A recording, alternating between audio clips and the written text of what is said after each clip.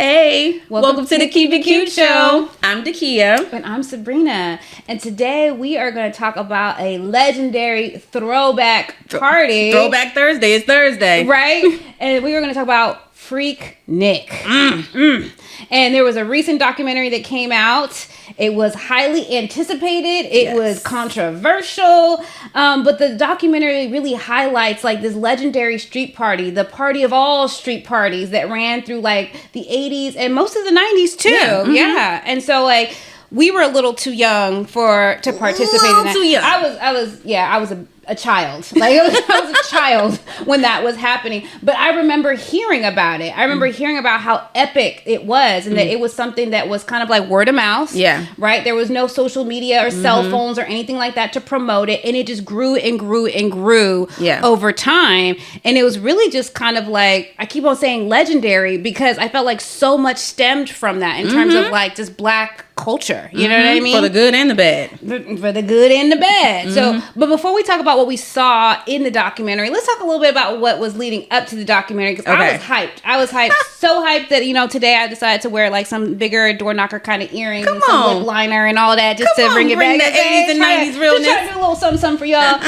But I was really hyped about it, but not everybody was hyped about it coming out, particularly some of the people who had participated. Right. Like you said, I was excited about it too, but I was nervous for those people. It was like, what are they going to show? What are they going to expose? Is somebody's mama going to be, you know, coochie popping in a handstand? Like, what is going on? Like, what are they going to show? But I don't know. We'll get into it when we talk about what we saw in the episode. I mean, in the documentary. But it showed a lot, but it didn't show as much as I thought it was going to show. Which was a good call. And I think that because when the documentary was announced, there was some immediate, like, why are you guys bringing this to the surface? Like, you know, that was a different time. I was much younger. There were particularly, like, a group of women who came out and was trying to get it stopped because they were worried about, you know, what was going to be shown and how you know, they're going to get called out, I guess. You know what I'm saying? They tried to shut it down. Some of the debauchery that they had participated in. And so they were trying to shut it down, honestly.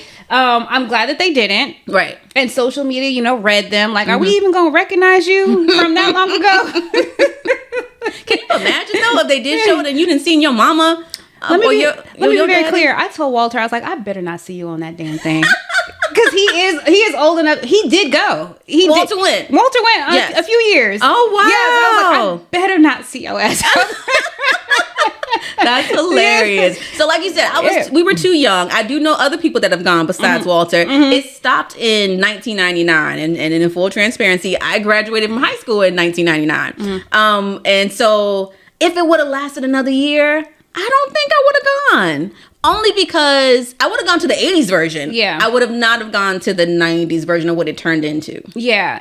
I would say that just seeing, some of the things that transpired is like, I don't think but if it was one of those things where I was like old enough to have gone during like the late 80s, early 90s, I would have been there. Absolutely. I would have been there. So back in the 80s version of it, it actually got started from people from my hometown right here in Washington, D.C. Of course. D.C. is going to start something like that. Of course D.C. is going to start something Black. They be like, this is some Black stuff right here for us. Yeah, y'all exactly. good for that. We're going to bring DC wherever we go. Yeah. So some students from the HBCUs in Atlanta that were from DC started this Black spring break because a lot of people didn't have the money to go home for spring break. Like spring break came, they had the money to make it back home, get an airplane ticket or rent a car to get back home. So they were like, let's throw a picnic to just give people something to do while we're here on spring break. Some community, some good times, some food, some fun, and let's just have a good time for spring break. You know, let's just do it here. A lot of other people go places. They got Daytona, they got this and that. Let's just have a good picnic for us. And it started off great. Yeah, let's create something for Black people, right? And I just love that, you know, to me, it's just so symbolic of Black people, right? That something that came out of like, okay, people are struggling to make it home because of the cost or whatever like that, like that they flipped that on its head and made it an opportunity, right? Like instead of thinking about like, oh, these people, and like they flipped it on its head and were like, you know what, we all can't make it home right now because this shit is expensive. So let's do something among ourselves. And what is that quote? Like, necessity is the father of invention. And I just feel like Black people are just leaders in that. Like we never let our circumstance hold us back. And I feel like the roots roots of the Freaknik is definitely symbolic of that. So, you know, shout out to the founders. I just love that they seized the opportunity. Yes. And so back then it was like everybody was kind of representing their city. They had DC Club, they had the Philly Club, or the Pennsylvania Club, because you had to include Pittsburgh. Shout out to Pittsburgh. But so yeah, their group, their club of students from these various HBCUs started it. And I think that, like you said, it really showcased you know, the vibrancy and the depth of culture and Black culture and the experience and how much we can influence things. And I think that when it started, I think that really put Atlanta on the map for its creativity and music and style and things like that too. Yeah, I definitely think, you know, Atlanta has always been like a historically very, very relevant place in Black culture. But I really feel like the Freaknik is something that was just like a huge moment in time for that city in terms of just how it evolved. And I don't know, I just feel like it kind of took it into like, you know, a new century almost in terms of its like relevance. Neither one of us went to a HBCU. Right. We both went to PWIs. Yep. Every time I see something like a Freaknik documentary where you see like Black people coming together and carving out their space and creating something beautiful, it kind of makes me like, oh, I wish I would have went to an HBCU. Do you feel like that? I definitely have moments when I wish I had that experience. However, I cannot negate the experience I had at University of Pittsburgh. Like, it really shaped. You're such a diehard. I am. Shout out to H2P. So I really believe that the experience that I had at Pitt is what I needed. For me, I grew up in Chocolate City. I grew up in DC. I had all Black teachers. People have never had Black male teachers before. I had countless Black male teachers. Yeah. My entire time in school, I only had 2 white people in my schools. So I kind of wanted to see a different view. And I know a lot of people do go to HBCUs for that same reason. You know, they don't have that viewpoint and they want to experience the Black culture. I had already been immersed in it, and it was like, maybe I want to just kind of see what else is out there besides, you know, the Ward 8 of DC, you know. Right. So, but at the same time, I definitely miss, because our band and homecoming was nothing like the bands and the homecoming at HBCU. So I did miss out on that. Yeah, I in the opposite point where, like, you know, I didn't grow up in an all Black neighborhood. I grew up in a neighborhood where like Black people were a minority among Black people. It was very diverse. And so there's some benefits of that, right? Where you're exposed to all these different cultures and you're used to navigating spaces that don't look like you as a Black person. Like, you have to learn that very early in life. And I feel like that's a skill that, you know, is very natural to me because of that. But I really feel like, damn, there's parts of like just being surrounded by your own and just having that like I missed out on. And so not going to a HBCU, I feel like I have found that later in life by moving to DC. Yeah. Do you know what I mean? Well, like, we ain't quite Chocolate City now. We kind of like a latte. It is true. But you know, the other day I met someone, I met a Black man who's an opera singer. And I was like, I know several. Yeah. I was like, only in DC am I going to meet some motherfuckers. Absolutely. You know absolutely. But that's what I love about this place. It don't matter what you're into, what niche you're going to find. You're going to find a Black community who has carved out a space for themselves, like the students that did it in Atlanta. So that was cool. Right. Yeah, that was really cool. So back to Freaknik, though. We talked about how it started and how, you know, it was a positive thing just to have a good time during spring break. Then it kind of switched. It kind of flipped on its head. And things started getting a little wild, a little crazy. People have kind of pointed at a couple different reasons of why it would have got crazy. Like, number one is because Luke. Uncle Luke. Uncle Luke started being a part of it, and he brought the debauchery. He brought that sexual deviancy there. And it kind of like changed the vibe. And then the uncles started coming, like the 30s and 40s. Uncle Luke was like, he invited them out. Exactly. So he invited the older people. Now the older guys are now at Freaknik partying with these college students, which is supposed to be a safe space for them, their spring break. Now you got 30s and 40-year-olds taking part in the Uncle Luke video on around the college spring break. What are your thoughts on that? I think that is what it looked like from what the documentary like portrayed. I think that that's interesting too, because that's essentially what Freaknik was. It was like a huge street party. It was a spring break destination for Black college students, and they were migrating from all over the country, mainly driving in, right? Because ain't nobody got money for no plane ticket, right? So people are like driving in, and then I think that somehow it shifted to being more just about like the broader Black community. You know what I'm saying? Like, where other young Black Black adults wanted to like participate. Yeah. And then from there, it grew even more to like having like old heads out there. And I feel like it made me think about being a young woman and finally being able to get into the club, right? Mm-hmm. And so I remember like my earliest club experience is getting into like an 18 and up club. You know what I mean? Yeah. Like called City Nights, for those of you who know. I was like, and I remember thinking I was doing my thing, being able to go to City Nights, right? And I remember being City Nights, fresh 18-year-old, right? My first club experience. And there were like old men in there, like 30-year-olds in there, 40-year-olds in there, you know, looking out for fresh meat. Like I'm saying, like, and it made me think about that. It made me think of like, well, damn, if this happened to me in a club experience, you know what I'm saying? I can only imagine what it's like to have this huge street party with 18, 19, 20, 21-year-olds. Yeah, there's going to be some creepy old men in the club or on the street or in the picnic or whatever.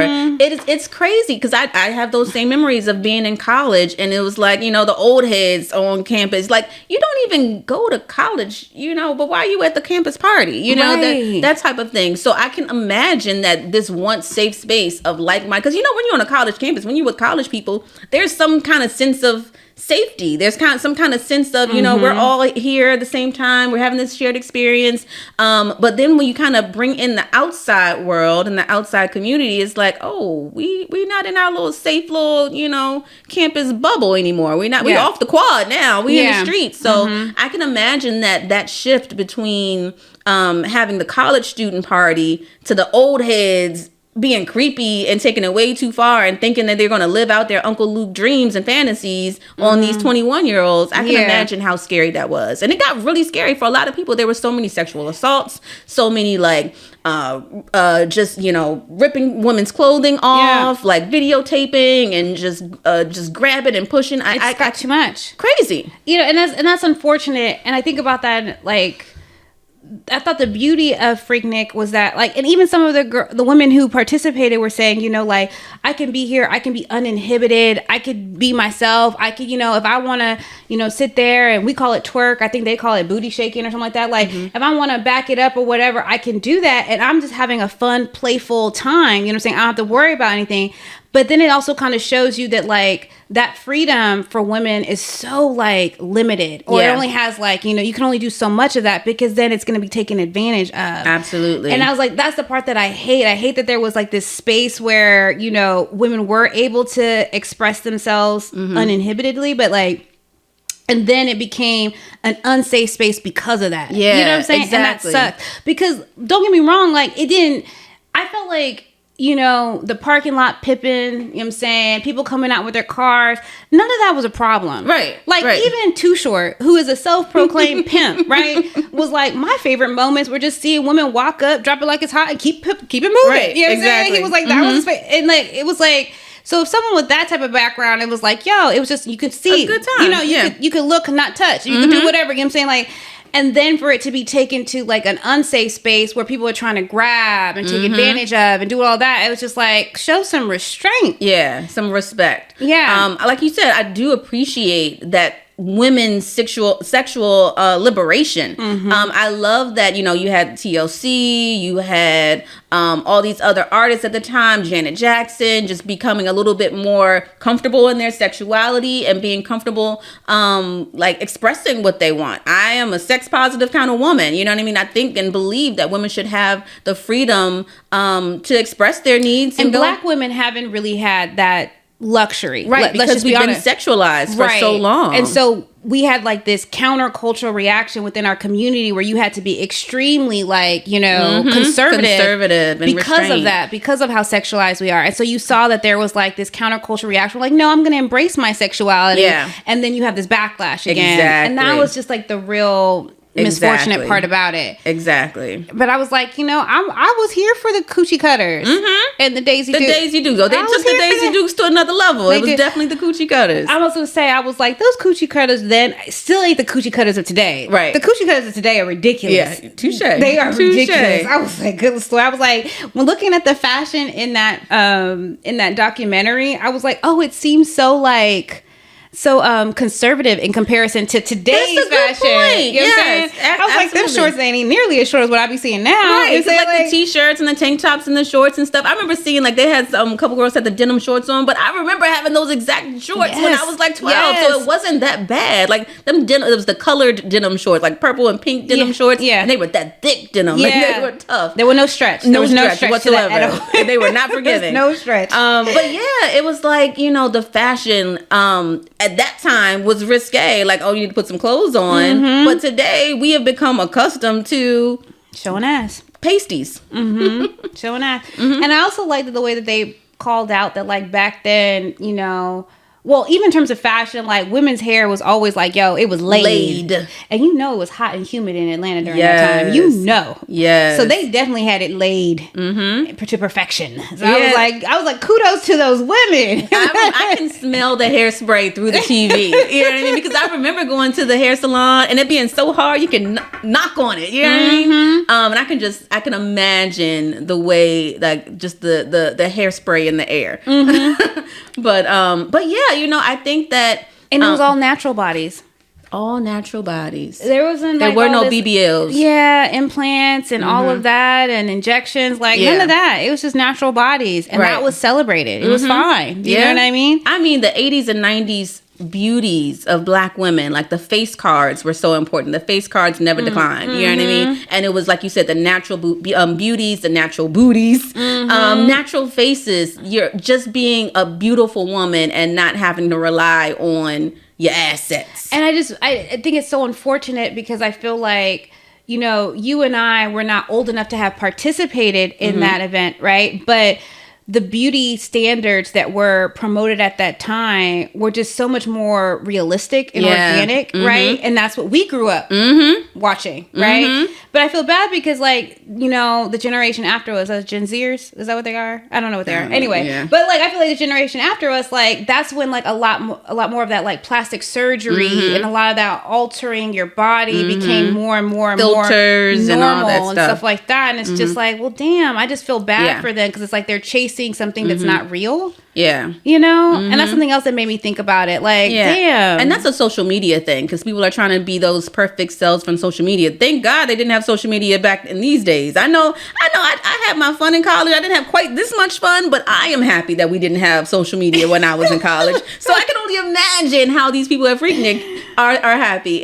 But then, like, after all that, you know, positivity to start with it, and then it got a little reckless and dangerous, and then the city he was trying to shut it down, you know, and I saw that, you know, they would shut down all the exits to get into Atlanta. Like, people were just stuck on the highway. And that almost made me feel like it created a pressure cooker situation. You know what I mean?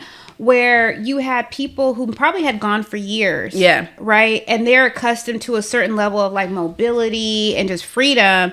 And then they're constrained. I'm almost wondering if that really contributed to like how unsafe it was in the remaining years. Do you know what I mean? Because you're cramming people into a very small space. Right. Where they usually wouldn't have been, you know? Exactly. So it's almost like they created a pressure cooker situation in that sense.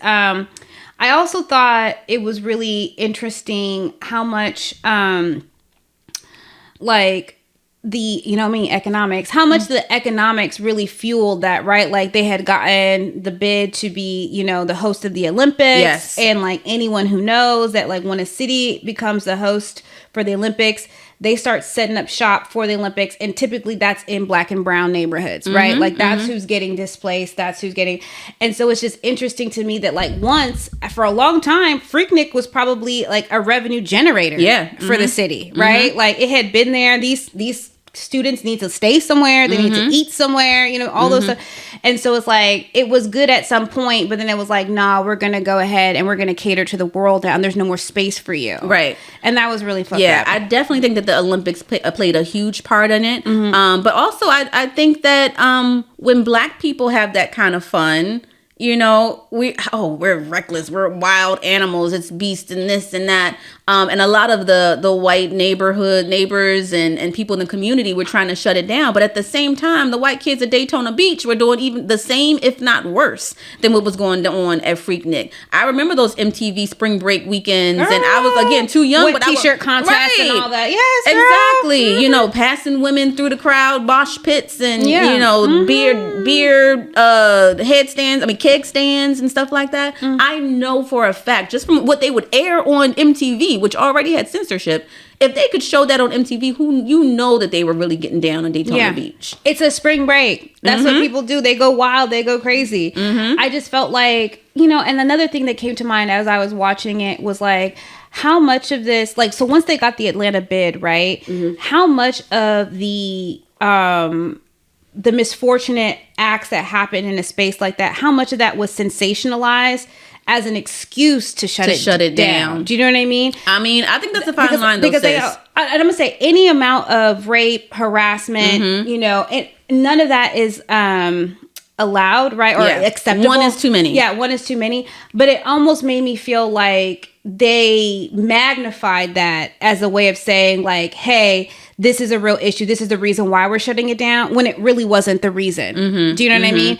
And I feel like, but I say that in saying that there were women who testified that they felt the difference in their experience, and that's why they stopped going too. Yeah. So I don't want to make it seem like there wasn't that shift, but I almost felt like instead of, maybe having police there to help be, not in like a military presence on horses with but some security. Instead of being like, okay, we need to actually have some security. Y'all just can't be out here just flowing throughout the city on your own. We're actually going to have to make sure that there's some type of, safety that's ensured.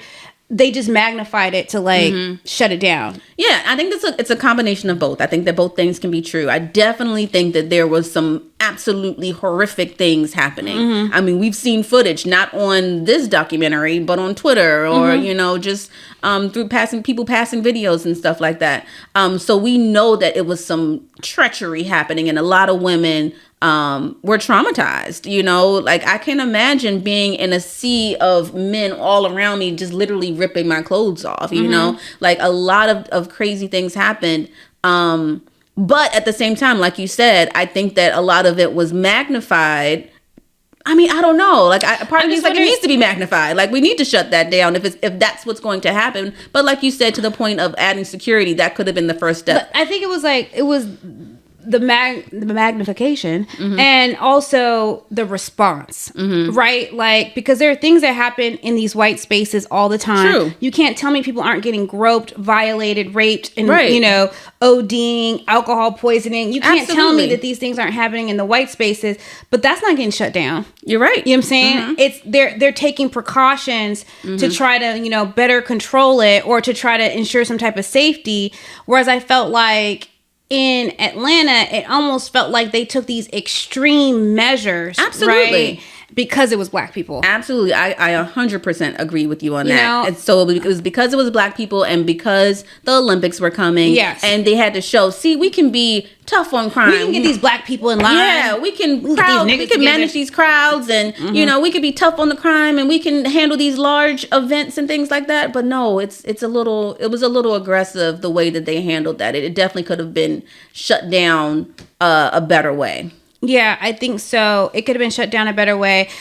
It wouldn't have been the same, but I think that the way that they dealt with it was way too extreme, and that's the reason why some of the misfortunate acts or unfortunate acts just kind of proliferated. I also think it was interesting that so many OGs, man, were in the documentary talking about the good old times. That was kind of nice to see. Do you know what I mean? And you realize how much of Black culture has really been driven by some of the things that took place at Freaknik. So it's kind of good to see that. I think that our music was definitely driven by Freaknik because all of those Atlanta artists were pushing their cassette tapes. Let's take that back there.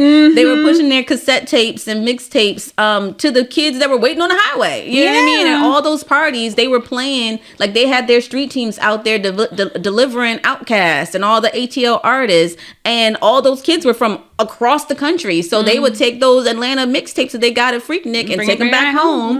And I think that that's when Atlanta became a mecca of black music. And as we know, black music shapes American culture. World culture. So it was really nice to see the recount of that.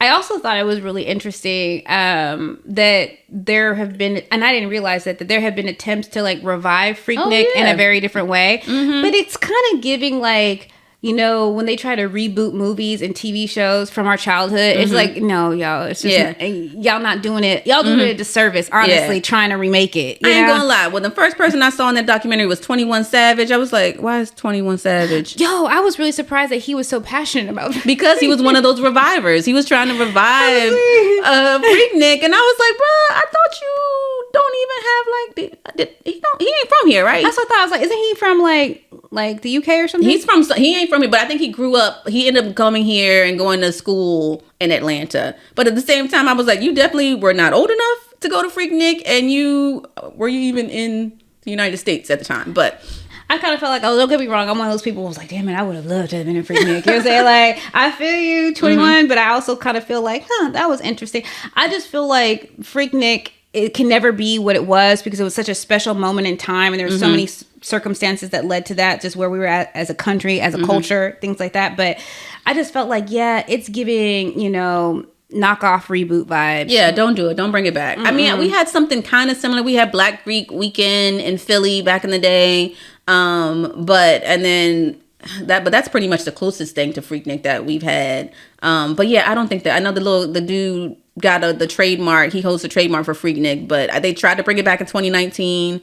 I didn't go. I don't even remember if it really took off or not. I didn't even hear about it. Yeah. And then the pandemic happened, so I don't think they've tried it again. But they need to just let it die. Yeah. And let's move on to the next thing. How about you create a Freaknik like museum or something? I don't know. Right. Let's put the bamboo earrings, the coochie cutters. Like, let's do another way of commemorating this thing. The cassette tapes, all of that stuff in a museum. Yeah. But overall, I enjoyed the documentary. I think that it showed a lot, but it didn't really give as much as I thought it was going to. In what way? What were you hoping it would give? I think that it kind of glossed over some of the bad stuff. See, in my mind, I was happy that they didn't harp too much on that, because I was like, I felt like it was so much more than the bad stuff. Absolutely. I agree. I'm happy that it didn't harp on it, but at the same time, it was just kind of like, we had one or two incidents. It was hundreds of incidents. So I thought that I'm happy that didn't expose anyone. You know, let me be clear about that. I'm happy that, you know, if your mama was in a compromising position in this documentary, they did blur her face out. But at the same time, I thought that it didn't quite get as in-depth as I was anticipating. I think it was because they had so much excitement leading up to it. I thought they were going to really like kind of go in. But at the same time, I'm happy they didn't expose like a particular person or that. But I don't want us to gloss over how many women had such horrible experiences. I mean, they had like survivor testimonies. I felt like, honestly, the documentary took a turn to where I was like, oh shit, this is heavy. Yeah.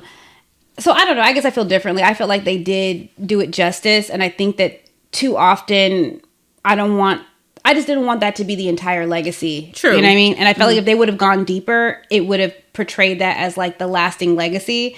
And I was actually happy that so much of the documentary talked about like the early days and the founding of Freaknik. I was excited about that. I was like, this is the thing that I want people to take away from it, that can be something beautiful that comes to, from coming together and building space. But there are also some lessons learned around that too. Yeah. I had no idea DC started it, but of course, I mean, I love the way you claiming that. You're like, DC started it. Of course. DC started it. It's given Washingtonian. And DC started it.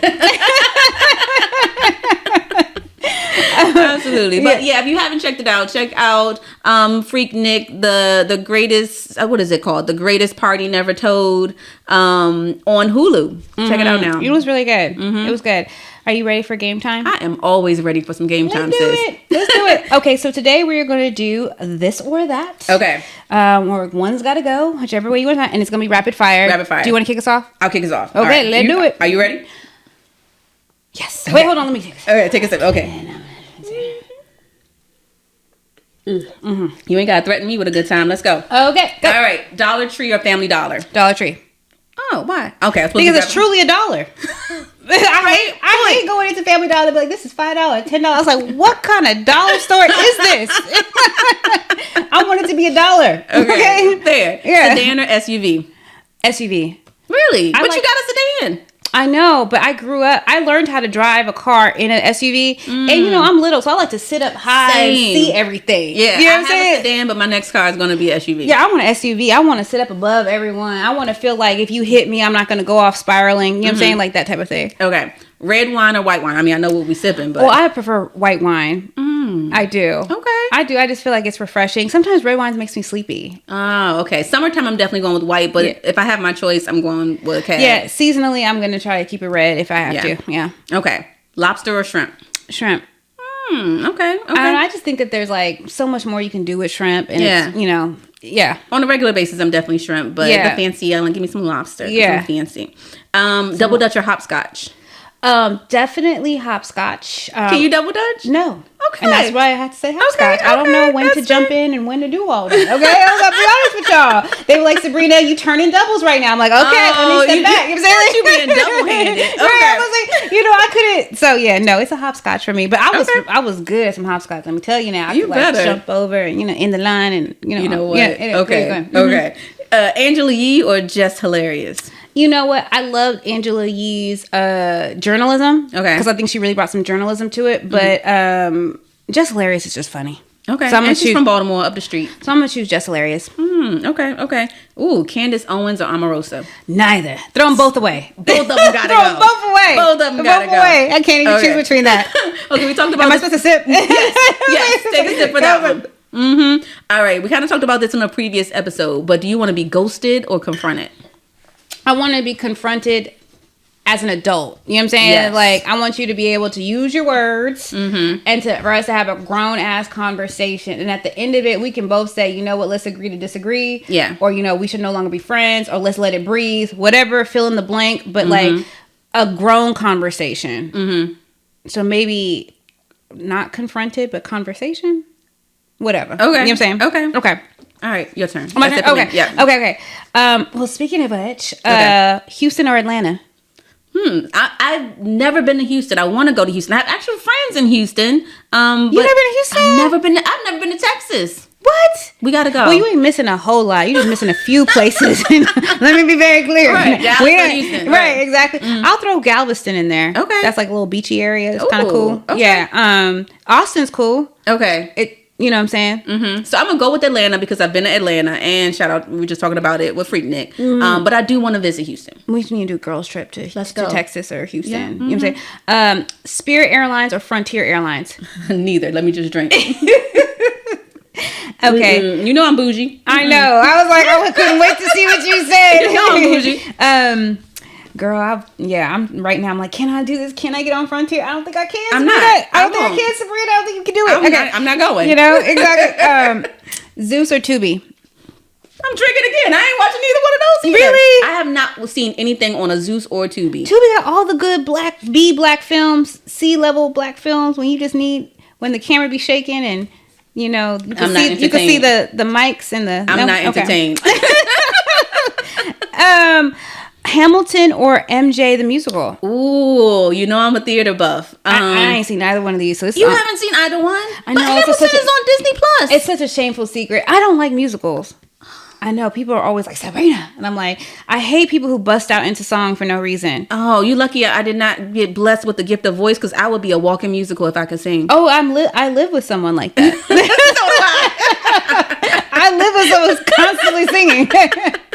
I'm going to go with Hamilton. Okay. But I loved MJ the musical. It was so good. The dancing was amazing. The performance was amazing. But I just love me some Hamilton. Yeah, that was for y'all theater musical folks. I like theater. I don't like musicals. But for y'all musical folks, y'all really was like hyping up Hamilton like on another level. I've seen it several times. Okay.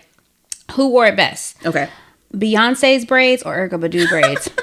I love me some Erykah Badu, but she need to chill. Beyonce, you know I'm a beehive. Remember? I was gonna say Erykah Badu. Let's keep it like, you know what I'm saying. But it's not like it's hers. Beyonce been wearing braids since Lemonade, since before then. I have no problem with Beyonce wearing braids. I like it. Whatever. I just feel like it's true to who Erykah Badu is. It just seems like a little bit more part of her brand. I'm like, let's give respect to where it's due.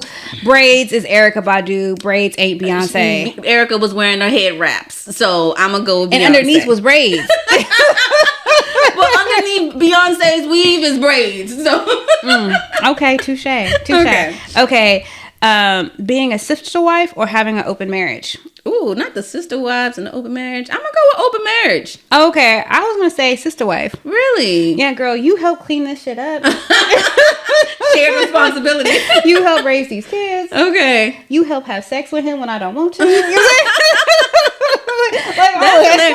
wouldn't want to know who it is, though. That's why I say open marriage and keep it over there. I don't want to know. Yeah. I guess for me, I'm go to her room or go to her house tonight. Like, I don't want it in my face. Okay. But I'm number one. I'm number one, to be very clear about that. Okay. Kevin Samuels or Dr. Umar? Let me just keep sipping because I don't need one of them either. All your questions you are giving me, I am not choosing. Okay. Cheetah print or tiger print? Ooh. Okay. That stumped you. That's the one that stumped you. Out of everything I said. I mean, since I have some natural tiger stripes, I'm gonna go with cheetah print. I did not think that's where that was going. Oh, all right, y'all. We're going to end it there. Thank you so much for tuning in. Absolutely. It's been so much fun. It's been so much fun. Make sure you like or subscribe. And please join us again on Thursdays at 8 p.m. Make sure you keep it cute. All right. Bye. Bye.